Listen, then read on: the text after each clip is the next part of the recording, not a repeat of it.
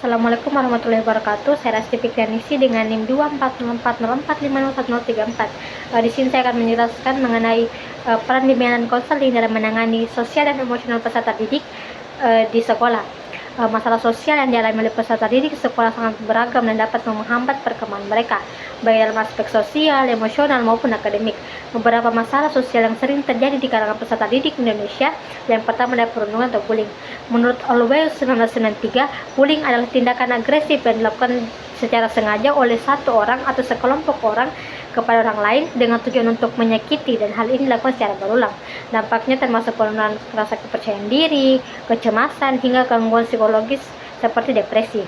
Yang kedua ada kesulitan dalam berinteraksi sosial. Beberapa siswa merasa kesulitan untuk berkomunikasi dan menjalin hubungan yang positif terhadap teman sebaya mereka. Faktor-faktor seperti perbedaan sosial, ekonomi, latar belakang budaya yang berbeda, serta perasaan tidak diterima oleh kelompok dapat menyebabkan kesulitan berinteraksi. Yang ketiga ada isolasi sosial. Harter 1999 menjelaskan bahwa perasaan diterima dalam lingkungan sosial sangat berpengaruh terhadap perkembangan psikologis dan akademik siswa. Dalam konteks Indonesia, banyak siswa yang merasa tersingkirkan karena perbedaan latar belakang, budaya ataupun sosial ekonomi yang dapat menghalangi mereka untuk berkembang secara sosial maupun sosial ekonomi maupun akademik. Isolasi sosial saat ini seringkali berujung pada penurunan motivasi belajar dan kesulitan dalam berpartisipasi dalam aktivitas kelompok yang akhirnya mempengaruhi prestasi akademik mereka.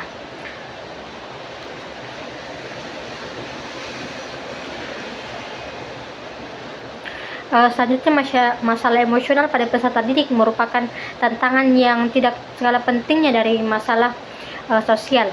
Masalah emosional ini mencakup siswa mengelola perasaan dan emosinya dalam menghadapi tekanan-tekanan yang muncul selama kehidupan sekolah.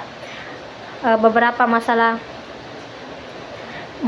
masalah emosional yang sering terjadi di kalangan peserta didik Indonesia, yaitu yang pertama ada kecemasan dan stres akademik. Kecemasan dan stres akademik adalah masalah emosional yang sering dialami oleh peserta didik, terutama di tingkat pendidikan menengah dan tinggi. Tekanan dari ujian, tugas yang menumpuk serta ekspektasi tinggi dari orang tua dan guru dapat menyebabkan siswa tertekan.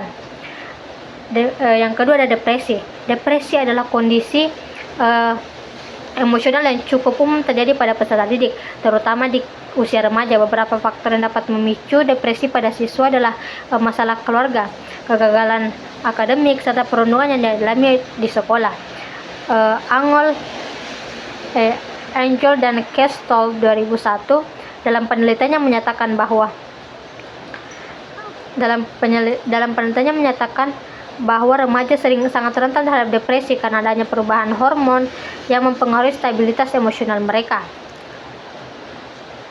Masa remaja adalah periode perubahan emosional yang dinamis. Perubahan emosi drastis, frustasi, atau bingung adalah hal yang umum terjadi pada siswa. Erikson 1968 dalam teorinya menyatakan bahwa remaja menghadapi tantangan besar dalam membangun identitas diri dan mengelola konflik internal. Selama periode ini, remaja seringkali merasa tidak yakin dengan siapa mereka sebenarnya, yang menyebabkan ketidakstabilan emosional mereka. Bimbingan konseling atau BK di sekolah memiliki peran yang sangat penting dan dalam membantu siswa mengatasi masalah sosial dan emosional yang mereka alami. Tujuan dari layanan bimbingan dan konseling ini ialah yang pertama adalah pendampingan sosial dan emosional. BK di sekolah memberikan dukungan kepada siswa dalam membangkitkan keterampilan sosial dan emosional yang positif. Hal ini meliputi kemampuan untuk berkomunikasi dengan baik, mengelola konflik, dan membangun hubungan yang sehat dengan teman sebayanya. Yang kedua, pencegahan penanganan bullying.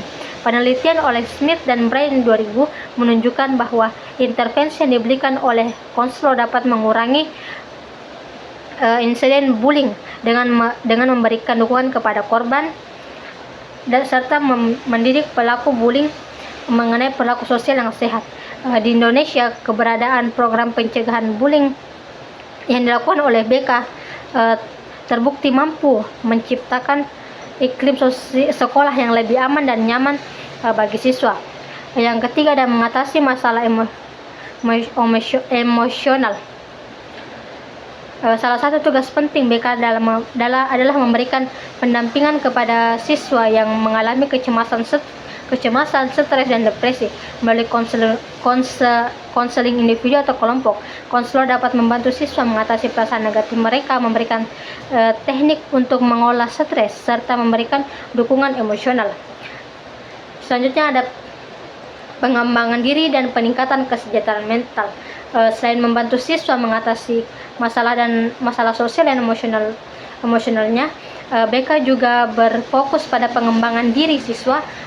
Konselor membantu siswa mengenali potensi diri mereka, meningkatkan rasa percaya diri, serta memperkuat keterampilan pengambilan keputusan.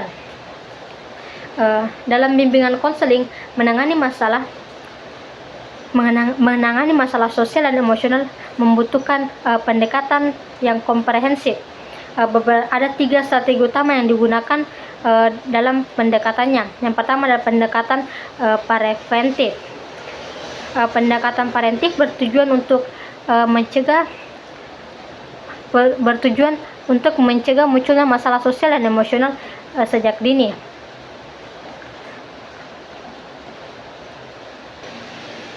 Pendekatan preventif bertujuan untuk mencegah munculnya masalah sosial dan emosional sejak dini, sehingga masalah tersebut tidak berkembang lebih besar. Contohnya pendidikan keterampilan sosial, memberikan pelatihan keterampilan sosial kepada siswa seperti cara berkomunikasi yang efektif, pengolahan konflik, dan membangun hubungan yang lebih sehat.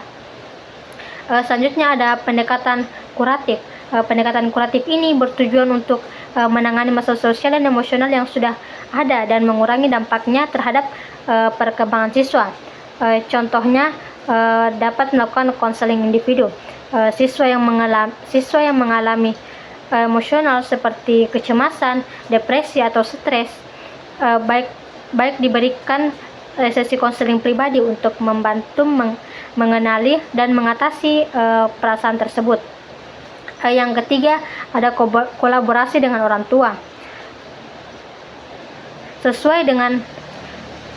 Kolaborasi dengan orang tua dan guru paling penting dalam bimbingan dan konseling untuk mendukung perubahan positif pada siswa.